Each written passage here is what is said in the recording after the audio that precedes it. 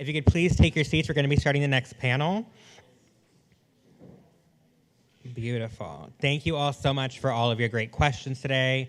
Keep them going. As I mentioned, we do still have food in the back, so please feel free to grab yourself some, eat while we're doing these panels. This next panel is going to be moderated by Eric Sona, Associate Director for Education and Outreach at the Extreme Events Institute. And the panelists are Jane Gilbert, Chief Heat Officer and Director of Urban and Community Forestry at Miami-Dade County Office of Resilience, Kevin Cuniff, Chief Sustainability Officer at the Miccosukee Tribe of Indians of Florida, Maggie Steenberg, Assistant Director, Miami-Dade County Department of Emergency Management, and Marbelli Scariga, a FIU PhD candidate and research assistant in Wetland Ecosystem Research Lab. Please give them a round of applause.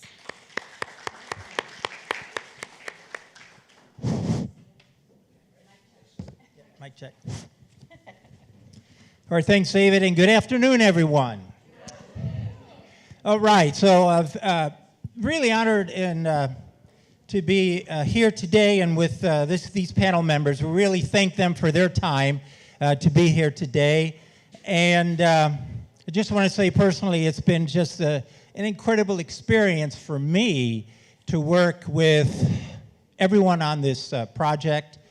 And of course, the community organizations, getting to know all of you and working with all of you. It's just really been outstanding, amazing. So I just wanted to mention that. So we're going to get into it right away, and I'm going to have each of these panel members, again, reintroduce themselves, but now specifically then, your organization, what it does, what its role is, and then where you fit into that organization and your role as well. So. Sure. Thank you. Is this working? Yeah. Okay. Again, Jane Gilbert, Chief Heat Officer for Miami-Dade County. So I sit within the county's Office of Resilience, which was originally the Office of Sustainability. So we brought all the sustainability work into it and then became the Office of Resilience. And we look at all the increasing shocks and stresses that are associated with climate change and other urban stresses, but also other environmental issues. So we have a team that works on sea level rise and increasing flood risk. We have a team that works on Biscayne Bay water quality and management, one that works on addressing the root causes of climate change, reducing our greenhouse gas footprint with a very aggressive plan on that front. And then I work on the increasing health risks and economic burdens associated with extreme heat. We work towards intervention solutions that ideally address more than one of those things at the same time. And we have team members that work across all those that help us with communications, with policy initiatives, and with integrating what we call resilience. It's mostly climate resilience, but not only climate resilience, across all the departments in the county. So that's my role. Well, good afternoon, everybody.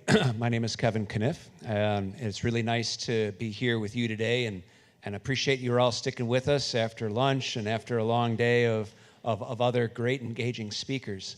As Chief Sustainability Officer for the Miccosukee Tribe of Indians of Florida, I actually wear a couple of different hats. For one, I do bring a degree of leadership for the tribe's Environmental Protection Agency, which constitutes a Fish and Wildlife Department, a Water Resources Department, and a Land Resources Department, which also includes a Tribal Historic Preservation Office.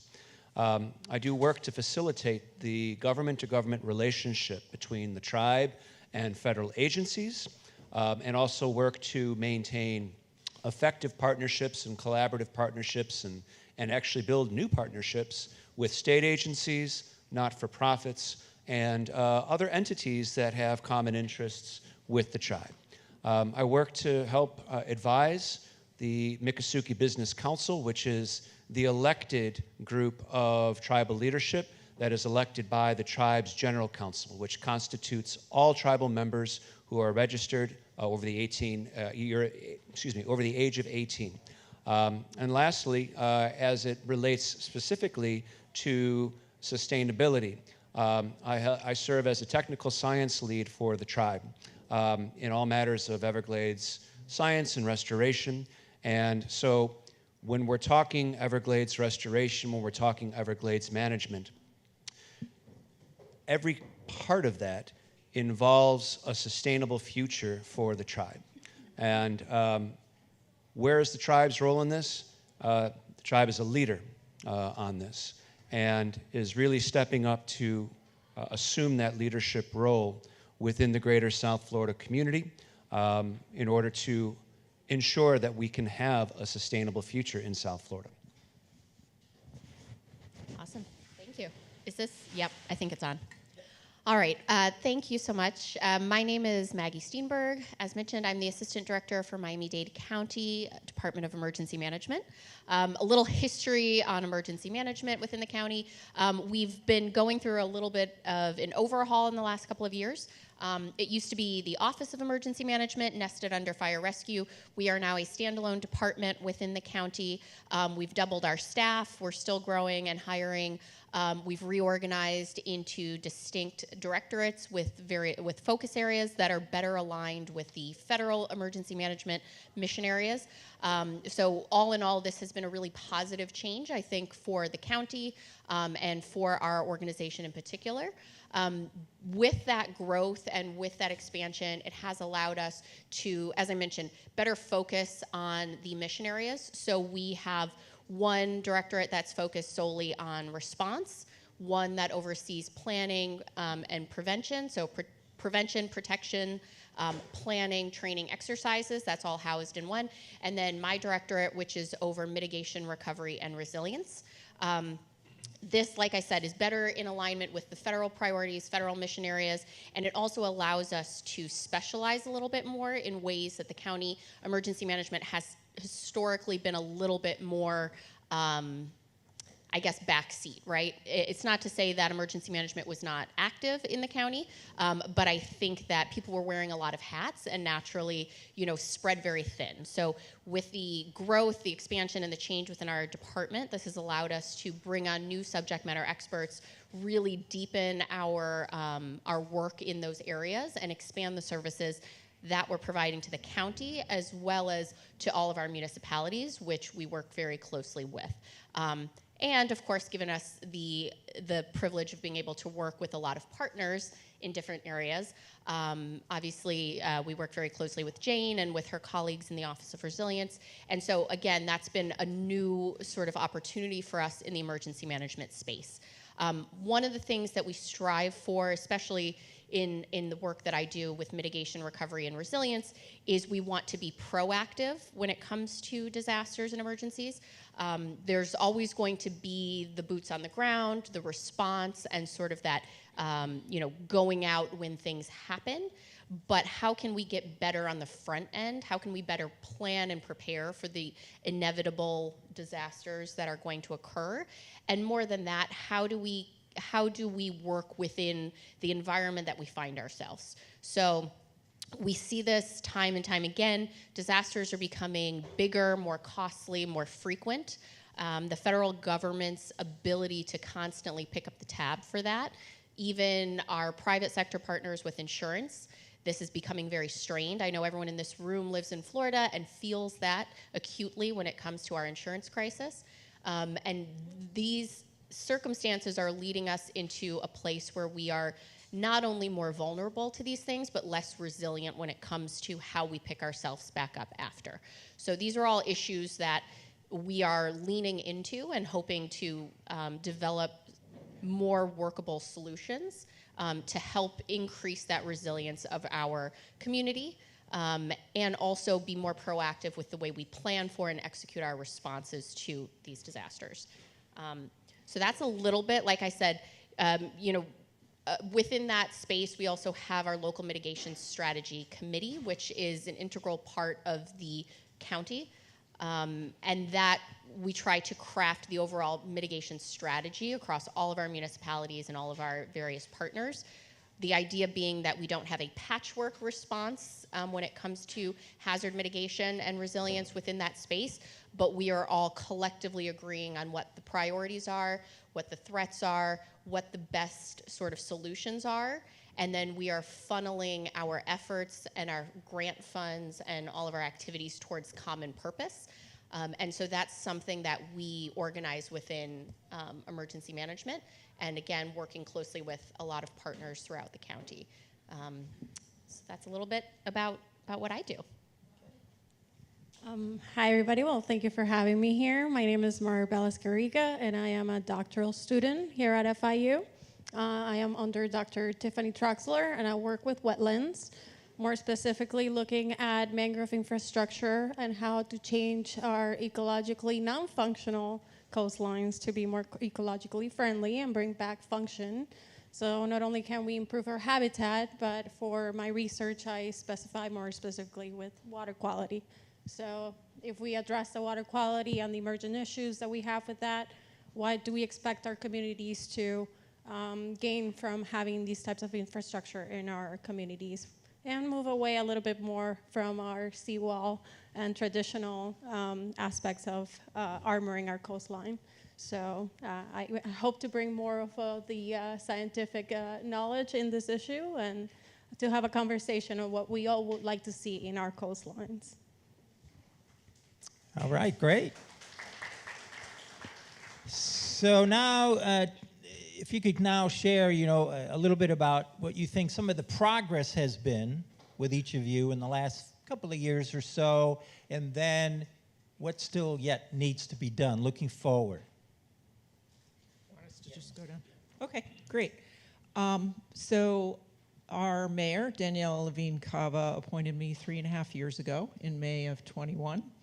And the first thing we wanted to do was make sure we really understood what the nature of who and where people were suffering the most from extreme heat. So we commissioned a couple of studies and then put together a task force that I co-chaired with Dr. Cheryl Holder, who you heard on the last panel, and 15 members, diverse members representing the county, municipalities, the National Weather Service, our state health department, community-based organizations, and people with lived experience from the communities that were suffering the most. And then we did a series of public workshops. So we have this plan now that was released coming up on 2 years now ago. And so we're in the process of implementing that. So one is to inform and prepare people. So we've launched a heat season campaign the last 2 years, reaching people through multiple channels: outdoor media, billboards, bus shelter ads, bus wraps, digital media, gas stations, at grocery stores, and even medical offices, in 3 languages, radio, YouTube, you name it, radio, but in English, Spanish, and Haitian Creole. We also wanted to prepare leaders in communities to make sure they understood not only how to prevent heat-related illnesses, but to know the signs of heat exhaustion, heat stroke, and how to respond in each of those. So we've provided those trainings to summer camp providers, to early childhood educators. We partnered with Cheryl Holder and Baptist Health on a whole training for healthcare practitioners. We've partnered with the Homeless Trust on training with our outreach to our people who do outreach to the homeless population, and with employers in construction and agriculture. And then also we partnered with emergency management and a group of community-based organizations on first heat safety trainings, but we've expanded it this last summer to include extreme weather, so extreme heat, flooding, and hurricane preparedness, and really reached out in a lot of the communities that you guys have been addressing as part of this community climate change and community justice initiative. So one factor that I just learned from our state health data is that the summer of '23 was exceptionally hot. Miami-Dade County had the lowest heat-related emergency department visits per 100,000 people of any other county in Florida. So I think that's a collective action. I mean, some of the people who've been involved in that are here in the room. It certainly isn't only the county. We also have been helping people in public housing and low-income housing to retrofit their homes, to bring down their energy burdens, provide utility assistance, and make sure they have access to affordable cooling. And then the last area is to mitigate our urban heat island. We're getting hotter not only because of climate change, but how we develop as cities.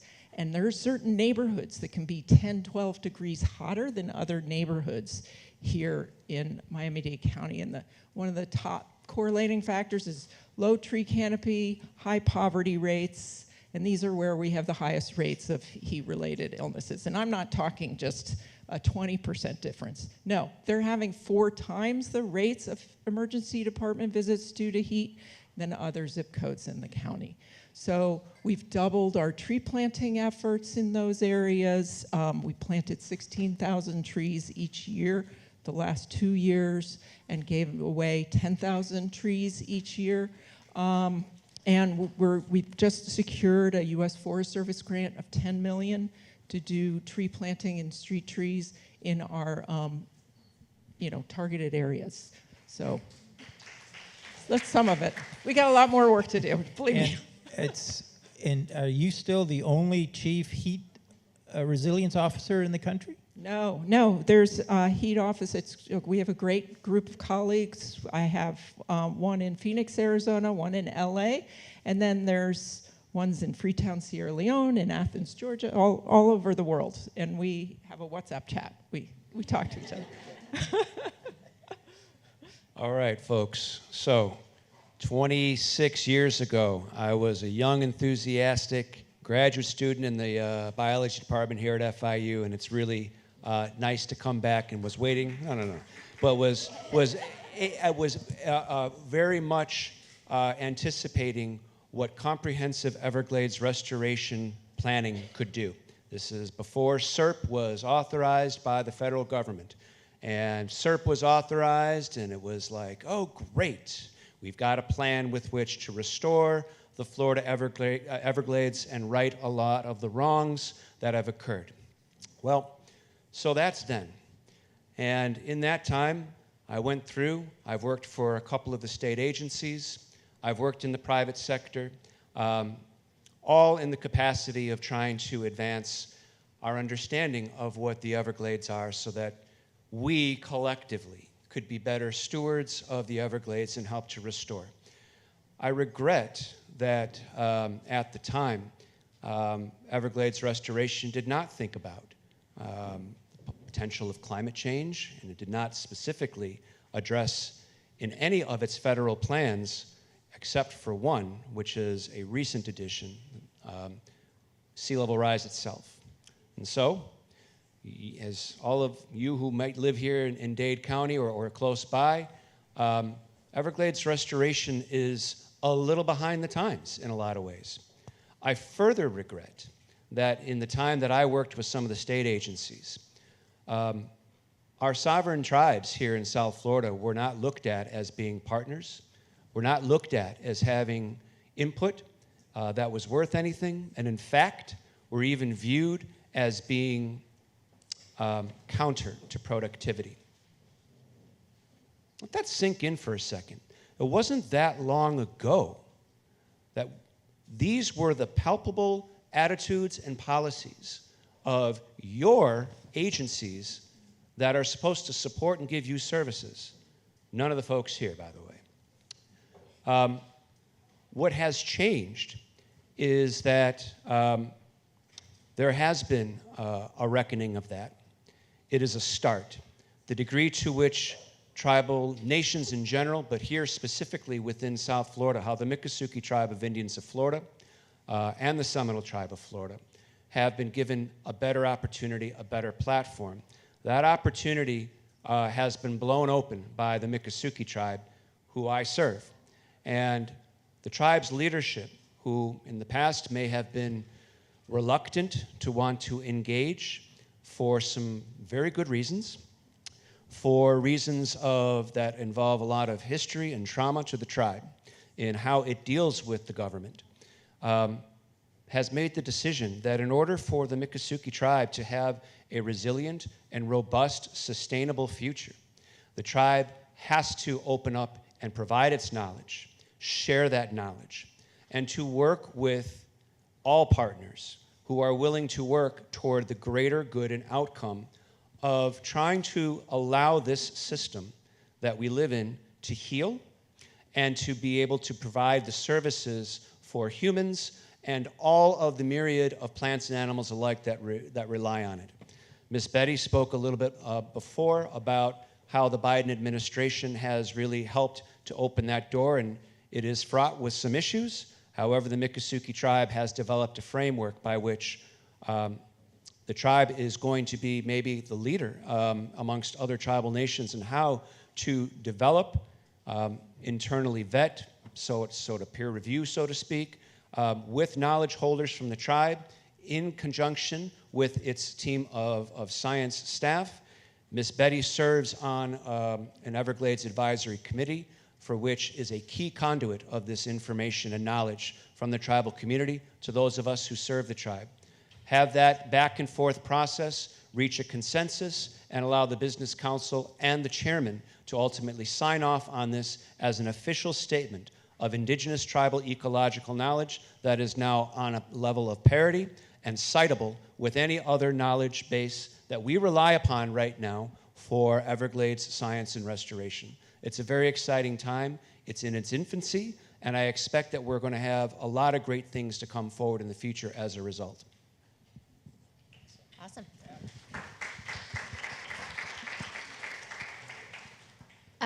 You know, from the emergency management side, some of the I guess wins of late that are relevant to this group. We have been actively working, like I mentioned, across our stakeholders to be more proactive when it comes to how we respond to, prepare for, recover from all of these disasters that we face. One of the areas that has been particularly impactful this year, we did receive a CRS rating. We went from a 5 to a 3. For those who are not familiar, the community rating system is an effort that FEMA leads to gauge how prepared individual communities are when it comes to flooding and flood risk. And so there's a series of proactive steps and actions that you take as a community to increase your resilience to flooding. We do have a floodplain manager who is very active in this space, and that's been a really, really big win for the county. Emergency management contributes to the activities that make up that rating. And the CRS rating, we are the first community in the country that jumped 2 rating levels in one review cycle. And we are also the largest community in the country to achieve a level 3, which is pretty significant. So that was a big win for us. The FEMA administrator actually came down here to sort of do a press tour with regard to that because it was a significant accomplishment. The tangible impact of that, I had mentioned insurance and the insurance crisis previously. For our communities, for the portions of our community that do rely on NFIP insurance, they do receive a 30% discount on their insurance premiums as a result of those proactive steps. So that is something where we will continue working on those activities, and we are working directly with municipalities to sort of bring them along and get them more engaged in that process, because that is one of the tangible ways that we can, sort of help with individual resilience to some of these climate impacts. We've authored and released our first ever flood response plan as a county this year. That was also a good win and was a very collaborative approach with all of our county departments and stakeholders. Jane mentioned what I guess we sort of called the trifecta training. But again, that was sort of a new approach this year, right, to not just having heat or flood or hurricane, but kind of rolling it all into one and recognizing that the impacts of these extreme weather events are happening to people all at the same time. And so we should treat our approach and our education and outreach similarly. We are in the process of going through a 5-year update with our local mitigation strategy plan. So this has been ongoing all year, and we will be wrapping that up soon, I hope. But some of the things that we are building into that, FEMA released the first federal guidance on resilience this year, and we've been incorporating some of the best practices and guidance from FEMA as it relates to how we think about our mitigation for the next 5 to 7 years, which is what that plan will cover. Building in and prioritizing mitigation actions that focus on socially vulnerable communities, that take into account the community disaster resilient zones, also a FEMA initiative, looking at the National Risk Index and CGEST and all these other indices to get a better picture not only of where risk actually is, but who is most vulnerable based on compounding factors. So that's something that we are sort of building into our calculus as we go forward. And also as it relates to that, thinking about how we are paying for all of this. So we are currently engaged in a direct technical assistance agreement with FEMA, which we applied for as it relates to the BRIC grant, Building Resilient Infrastructure in Communities. So we are getting direct technical assistance from the federal government to increase the projects and sort of lower the barriers to entry so we can get more of that funding here in Miami-Dade. We've been relatively successful over the past few funding cycles. For example, in the last award cycle, there were 14 projects from the state of Florida that got awarded. 6 of those came from Miami-Dade County. So pretty big chunk, but we're hoping to, get as much as we can for our area, understanding that, we see the pace and the acceleration of these impacts, I think, a little bit more rapidly than maybe other parts of the state or even the country. So we're acutely aware of that. And our timeline for action is certainly shorter than I think everyone might hope or want. So we have to be just as proactive when it comes to our approach. And then, last thing on the funding, we also, within emergency management, we have the ability to impact the prioritization of funding when it comes down for hazard mitigation grants. And so using that framework that we're developing where we are incorporating these additional indices and these additional considerations into our planning, we're also using that to guide how we allocate and prioritize funding when the mitigation dollars become available. So those are some things that we've been working on lately. Just a few things.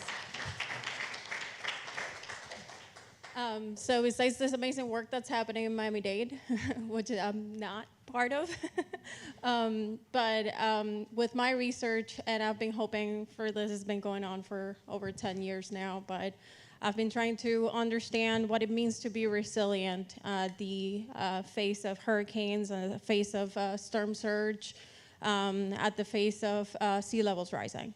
And what do we do that for our communities, which has nothing to do with political views, has nothing to do with who lives where, but it affects us all. And not only just our coastal communities, but how everybody's connected from inland Everglades to from where our tribes are to our coastal communities, we're all connected by water.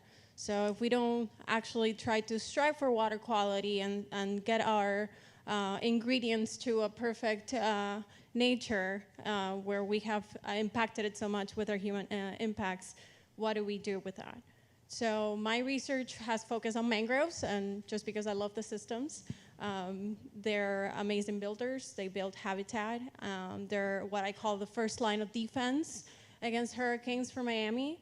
And also not so much for us and helping us in our communities, but also helping the oceans. So for having mangroves, I call them also the trash collectors. So they're collecting not just trash, like physical trash, but our nutrients. So we have all of this storm water, all of this runoff, all of this canal waterways that are being pushed from all of our communities into our Biscayne Bay, our Lake Worth lagoons, and all of our coastline for South Florida. And what happens is that we have no clear way on where to go for the future.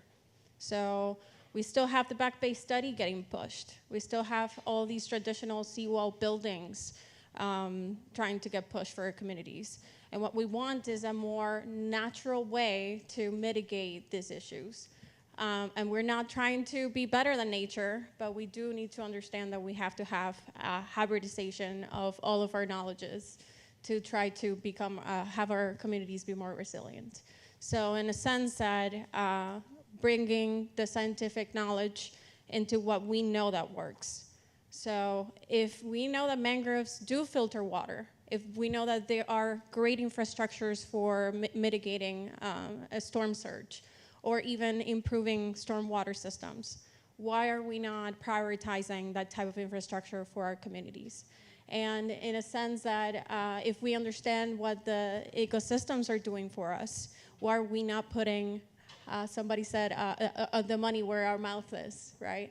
So why are we not trying to push some of these projects that we have the research for?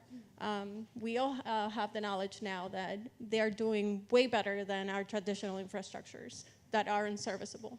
So understanding where the system is coming from, how they're going to help our communities, and the measurable outcomes for the future. So making sure that these ecosystems last for longer than we're going to be here.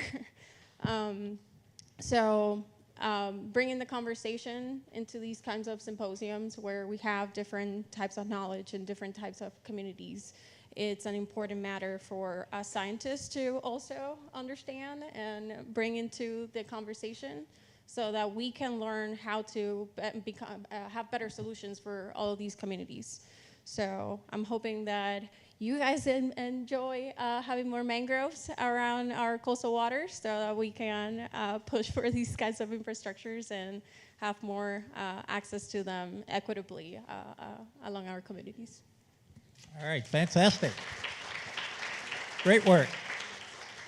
Okay, so now we're going to get all of you involved again. And I'd love to see the great, dialogue and conversation. Already today, we've all, that this project has been so unique and collaboratory, working with our local community organizations. And you heard their voices today. And so now it's an opportunity to continue this dialogue and conversation with your voices, their voices, and everyone else here today. And when we think in terms of how can we do better when it comes to the hazards of hurricanes, flooding, or extreme heat, and then other issues that come into play, economic challenges, resources, hurricane supplies, seniors, transportation, shelters, mitigation, communication, and understanding of watches and warnings, and so on and so forth. So those are some of the other things that we can chat about, talk about, or anything else you want to bring up. So let's go for it.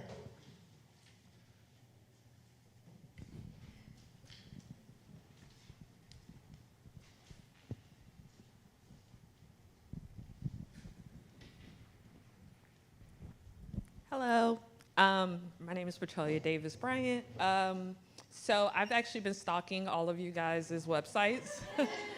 I just finished my master's in July, and one area that I've been looking at is disaster preparedness, because I look on the other side of it from a perspective of disaster capitalism and how gentrification then comes in. And in the city of Miami, we already know, I'm a baby of Andrew, these things will happen. And how do you, so Miss Maggie, I have really been stalking your office. Love it. Bring it on. What do you got? Researching. And one thing that I really struggle with during hurricane season or preparedness is that preparedness portion, right? We know how to be resilient, we know how to rebuild, we know how to prepare, but there is I notice a disconnect in how you really deploy that information on a community level, because I'm born and raised in Miami-Dade County, and when we have a Milton, brewing on our shores, why is Target out of toilet paper, but no one knows how to prepare for the actual storm, right? What to actually do, how to, if Milton had decided to turn our way, where would Miami go? Like, how could we have evacuated? And people really don't know. And so your answers were amazing, because for me, that's the kind of information that I think has to be communicated, not just from a tech perspective, but on a very tangible community perspective. And it was because we were in the solution sessions, we've been talking about this. I've been in that sessions with Eric as well, and it's, we knew that something was going to happen. He dropped the line in like September, like, hurricane season is going to pick back up, and sure enough, here came Milton and Helene, and those are things that helped us, like, for me to have knowledge to know, okay, I need to be prepared. But I don't really think that most Floridians that are moving here now really truly understand what preparedness means, and that FEMA's role really in that, right? Like, what does that, like, translate to the communities? That's great. Thank you. And it's always exciting for me when people are actively engaged or care about emergency management.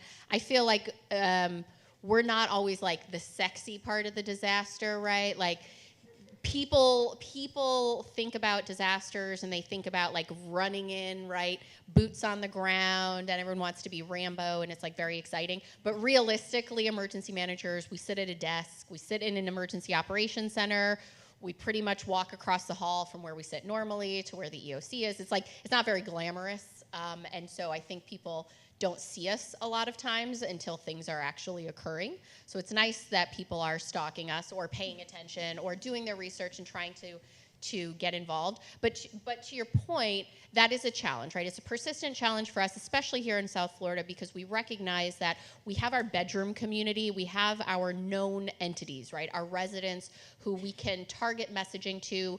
We work very closely with our community groups. We have a very strong CERT team of community-based volunteers who we train and we actively engage in order to sort of be force multipliers out into their communities. We also have MD Core, which works across all of our NGO partners and our voluntary agencies. Again, we like to harness the expertise and the resources and the skills that come from these other organizations. But we also like to plug them into our network so that we can give them the right information to prepare their groups and their organizations and be force multipliers of whatever messaging and preparedness activities we're doing. But we also recognize that we have a large population of tourists and temporary residents, and they're often overlooked when it comes to how we plan and how we prepare, and more importantly, how we message, because they're not plugged into these existing structures necessarily. They're not always signed up for emergency alerts. They don't even necessarily know what to expect with a hurricane. I grew up in Michigan. We do snow, we do not do hurricanes, and people in the north have no idea what that means, right? Wind speeds and all of that. So some of the things that we do is we try very hard to engage non-traditional partners so that those messages are landing where they need to land in times of emergencies. We participated recently with FEMA in an evacuation behavior study, which they're doing across the country to better study why people leave, why people stay, and more importantly for the decision makers, how do we change our approach and our messaging so that we get that information into people's hands in a way that causes action in a positive way. So that's something that we look at. We've been working closely with the schools. This year we're hoping to ramp up our public education with school children because, again, we know kids take this information home and it spreads, right? So there's been a lot of efforts in that space. And I think that, that is a persistent challenge, but something that we are actively working on, and we're hoping, to bring as many people along as possible through these efforts to message it, to educate about it, and to think about maybe non-traditional avenues in, right? Thank you.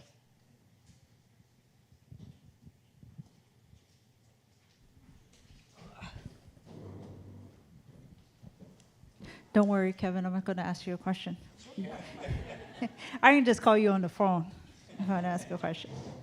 So I think to help answer this question, and you're probably already doing it, and my people, we say plain speak, which means we're direct to the answer and not like take the long way path to get to the answer. And growing up, again, I tell people that growing up, when television was worth watching, now it's garbage, so I don't really watch TV. I like to watch documentaries and I read. But I have my telephone. So I remember growing up on television every year before hurricane season.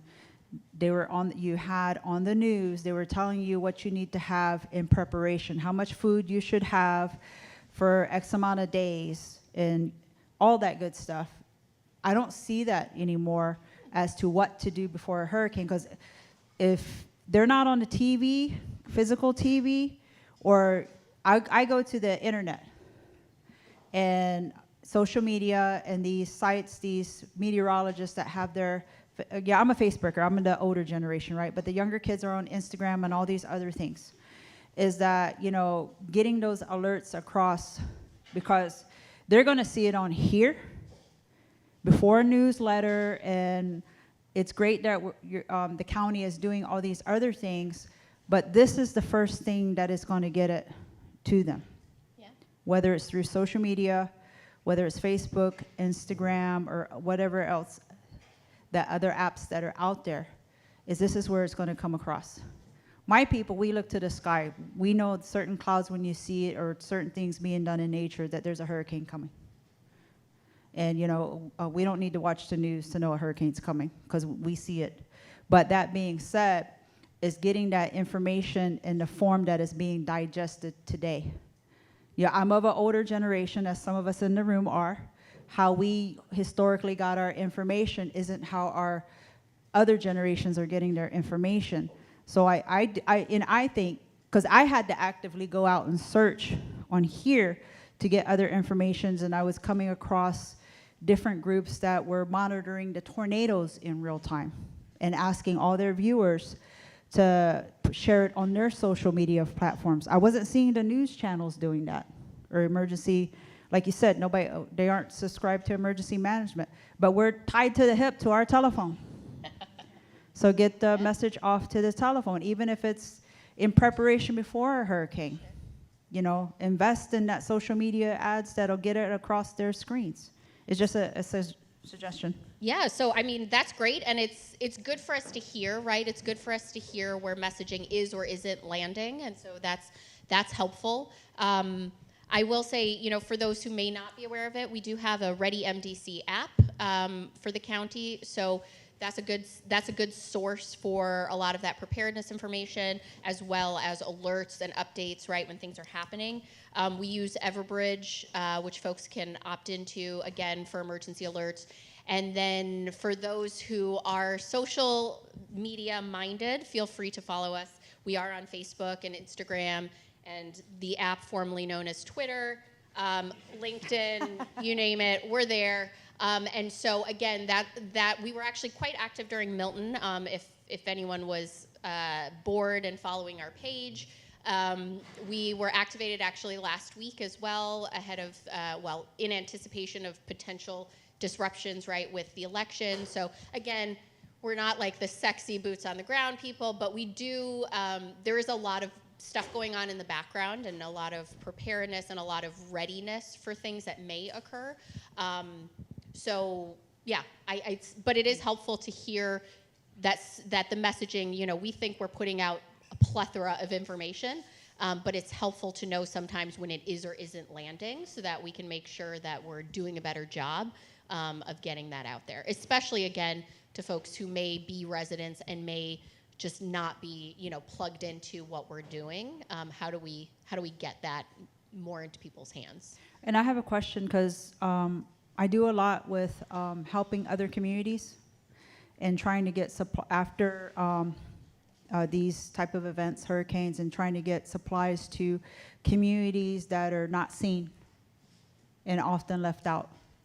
So and I'm not saying Miami-Dade County does that, but it's been my experience that there are times that there are communities that don't see anyone, because organizations go to certain communities and avoid other communities.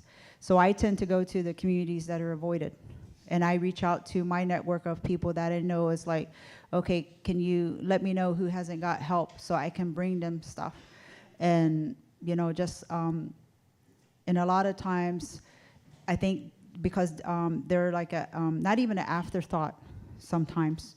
So I was wondering, you know, how is Miami-Dade addressing all the communities? Because a lot of time it's the migrant communities of color that get left out, and they don't see anyone.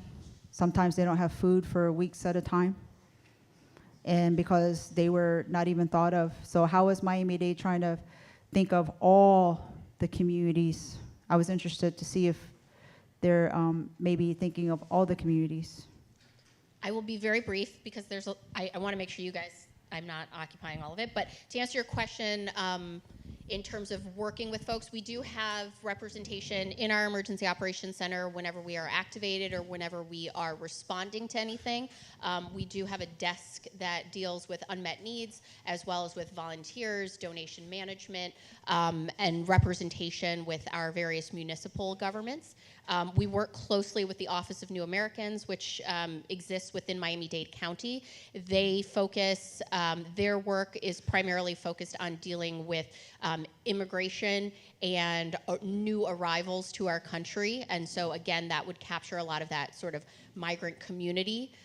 So not only tracking the arrivals and sort of coordinating with folks on their arrival, but also connecting them to services. And so we work closely with the Office of New Americans to make sure that any gaps that they might have in order to respond to the community that they serve, that we are adequately prepared with resources or support, and that we're factoring that into our calculus when we're planning for, you know, the impact of a disaster. So. We have one more question. The question that I have is for Jane Gilbert. You talk about most of the emergency room visits are coming from community of color in Miami, but you talk mostly about tree canopies and stuff like that. Do you know how many of those are caused by people that cannot afford to pay their bills, or landlords that are not fixing AC in apartment buildings and stuff like that? Yeah, great question. One of the challenges we have is getting good data on why people are ending up in an emergency room because of heat exhaustion. Health data is very difficult to access in terms of that. So we know the zip codes where they're occurring. The top correlating factors, as I mentioned before, high poverty rates, high land surface temperatures, in other words, are high urban heat islands, and in Deep South Dade, high percentage of outdoor workers. So it's hard to tease out, is it at work? Is it at home? Is it because they were a senior waiting at a bus stop too long? What we did, so the second goal area, I don't know if you heard it, was to help people stay cool at home affordably. And we did install, with that funding from the commission, 1,700 efficient AC units in our public housing to make sure everyone under our care in a public housing had access to cooling. We've doubled our funding for weatherization and housing retrofits for low-income families. We provide utility assistance to close to 27,000 households a year in Miami-Dade County. That is to say, this is the drop of UM has given us some data on where we have the most AC insecure populations. And so we know we have a lot more work to do. We're always looking with our partners for more funding in that area. And if anyone has ideas for that, with the Inflation Reduction, I see Sam here, there's funding for grants and financing for energy efficient retrofits with our community-based partners as well. But it is a big need for that, in addition to, if we can plant more trees, that will bring your utility costs down.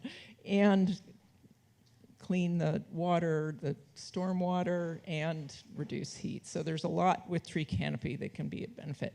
Before I leave, I just want to recognize Ludovica Martella. Raise your hand. She's my heat program coordinator. So if you also have follow-up questions, you can ask her or me.